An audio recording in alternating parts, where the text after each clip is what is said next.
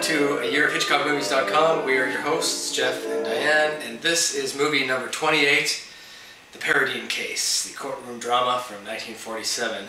And this week we've got good news and bad news.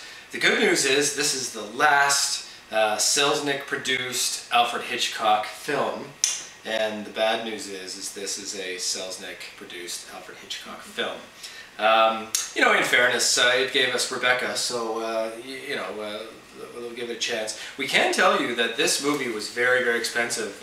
The tab for this movie ran about $4.3 million in 1947, and that was roughly the same amount of money that it cost to make Gone with the Wind from 1939, with David O. Selznick, and that was an epic cast of 1,000, won all the Academy Awards movie.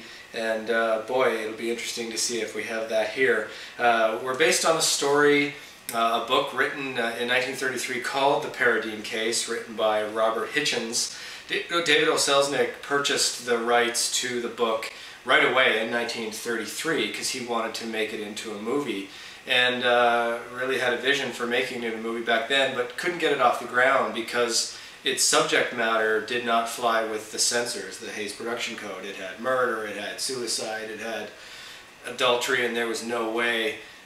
So he kind of shelved it and tried it again and changed it and tried it again, and finally, with the time passing in 1946, was able to pass it and get it through. Alfred Hitchcock and Alma Reville actually wrote the screenplay. They wrote the script. Alma gets a writing credit for it.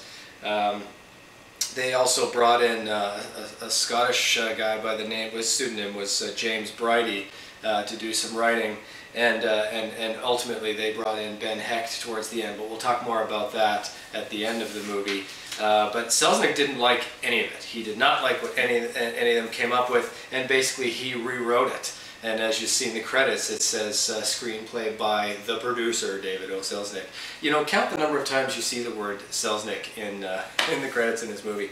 And not only did he rewrite it, but he kept rewriting it. He would see what they would film during the day, and he would write all the stuff that was to be shot the next day, get it in, and have them shoot that day after day after day. And if we've learned anything from Alfred Hitchcock and watching all these Alfred Hitchcock movies, is that he hated that.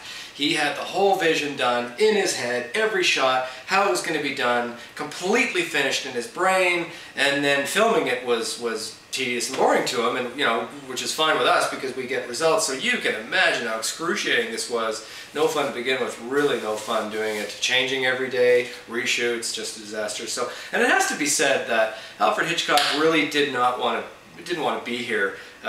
In general, he's done with this. This is the last picture of his deal. He didn't pick the story. He didn't pick the actors. I mean, as we're going to find out, Charles Laughton is in it, and if you were with us during Jamaica Inn, you know how he would feel about being directing Charles Laughton again.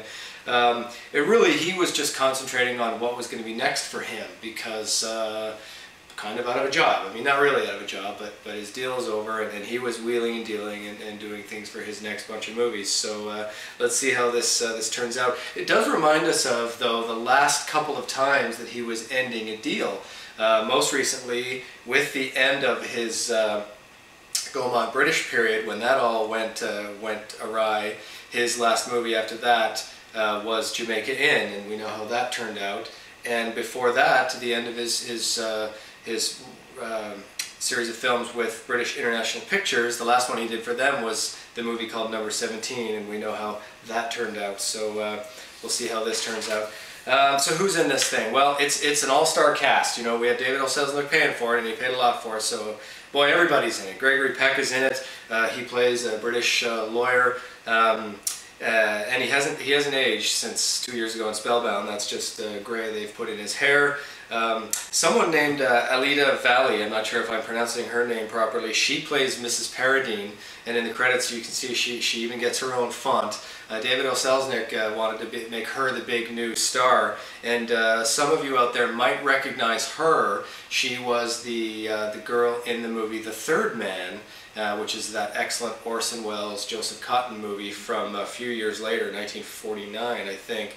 And boy, she's excellent in that. But boy, after a few movies, she went back to Europe in 1951 and made a bunch of Italian movies. So So yeah, Charles Laughton is in it, as I mentioned. He's it's a courtroom drama, so he plays the judge. Charles Laughton, if you don't know, he's just excellent in movies. Excellent as the Hunchback in The Hunchback of Notre Dame, excellent as Captain Bligh in one of the many versions of Mutiny on the Bounty. We love him and we hate him. It's interesting. So Charles Coburn is in this one.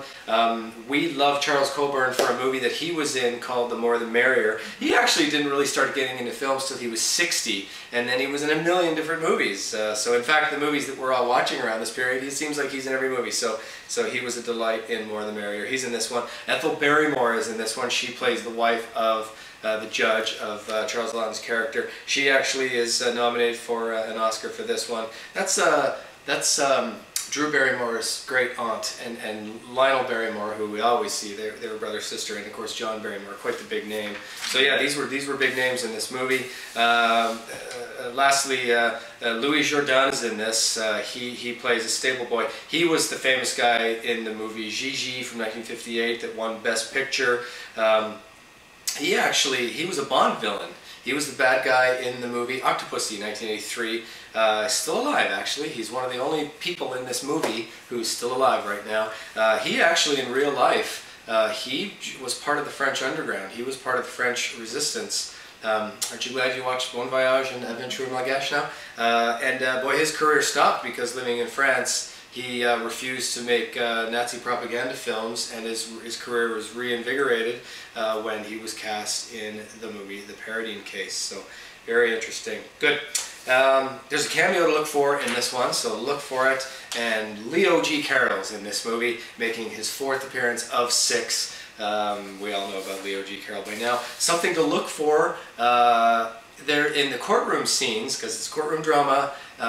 This was one of the first times that a bunch of different cameras were shot at the same time. So they had 4 cameras shooting on 4 different people all at the same time, and were able to cut and make the scenes all come together that way. That had not been done before at this point. Very interesting. It allowed them to have extended takes. Some of the takes were 10 minutes long that they would actually go all the way through, and that's interesting for next week's movie, Rope, and we'll get into that next week, of course. So the music in this one was done by Franz Waxman. He does for the movies, for the music in the movies for Hitchcock, Rebecca's Suspicion, this one, and Rear Window. And an interesting Selznick connection, because Selznick, Rebecca's Suspicion, well, not a Selznick movie, but and this one, and believe it or not, there is a Selznick connection with the great classic movie we're going to get to, Rear Window, but we won't get into that right now. He also briefly did the, right? He also, she knows. He also does the music very briefly in the skiing scenes with in Spellbound with Gregory Peck and Ingrid Bergman, and a few of our viewers commented on the skiing scenes, how awful they were. So good. So let's watch this this film that got Ethel Barrymore nominated for Best Supporting Actress, which she didn't win, and the movie didn't win any other Oscars. So good. So produced by David O. Selznick, directed by Alfred Hitchcock. 1947's The PARADINE Case. Let's watch.